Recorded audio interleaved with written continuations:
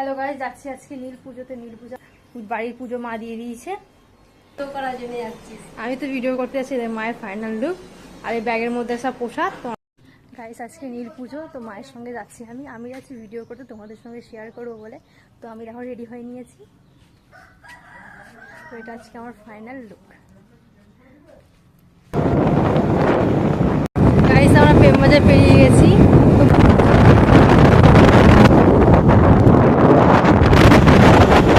মন্দিরের পরিবেশটা দেখো, দারুণ দারুণ আসছে ভিডিও। যাচ্ছি আর সামনে আছে মা। উত্তর দিকে মুখ করে ভালো নালে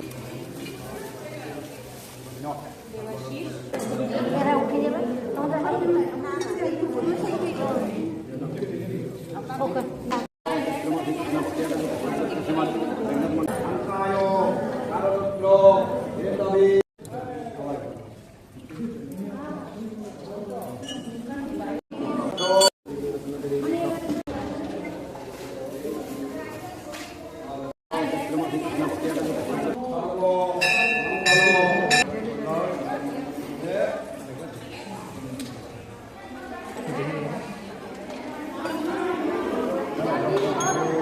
গাইস দেখো পরিবেশটা দেখো এখানে। আর আমাদের পুজো দেওয়া হয়ে গেছে, পুজো দেওয়া হয়ে গেছে।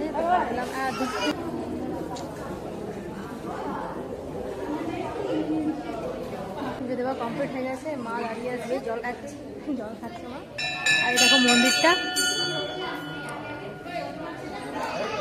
পুজো দেওয়া পুরো কমপ্লিট হয়ে তাড়াতাড়ি হয়ে গেল।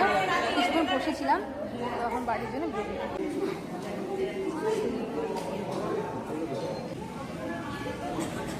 গাইস আমাদের হয়ে গেছে পুজো দেওয়া। হ্যাঁ সব নিয়ে নিয়েছি, এখন বেরিয়ে যাচ্ছি বাড়ির জন্য। আর এখন আর বাবা পৌঁছে দাঁড়িয়ে আছে। এই যে এই মন্দিরটা, এসেছিলাম। দারুণ ভিউ গাইস। এই দেখো মন্দির, বটগাছটা দেখো, বটগাছটা গাইস দেখো, ঠান্ডা জায়গাটা। গাইস এখন বেরিয়ে গেছি, এখন বাড়ি আসার জন্য বেরিয়ে যাচ্ছি। আর দেখো ব্যাগটা সব নিয়ে নিয়েছি, তো মাকে এখানে ব্যাগটা ধরিয়ে দিচ্ছিলাম, তো গাড়িতে রেখে দিয়ে বলে। তারপরে আস্তে আস্তে রাস্তায় একটা অন্য মন্দির পেয়েছিলাম, যেটা হলো রক্ষাকালী মন্দির। তো সেখানে একটু ঢুকেছিলাম, সেখানে গিয়ে একটু প্রণাম করলাম ঠাকুরের কাছে, কিছুক্ষণ সময় কাটলাম, 10-15 মিনিট দাঁড়িয়েছিলাম। তারপরে দেখো বাড়ির জন্য আরও বেরিয়ে পড়েছি। আর আসার সময় এখান থেকে কিনে নিয়েছি একটা ডাব খেয়েছি। আর সেটা আমি ভিডিও তুলেছিলাম, জানি না ভিডিওটা আমি অন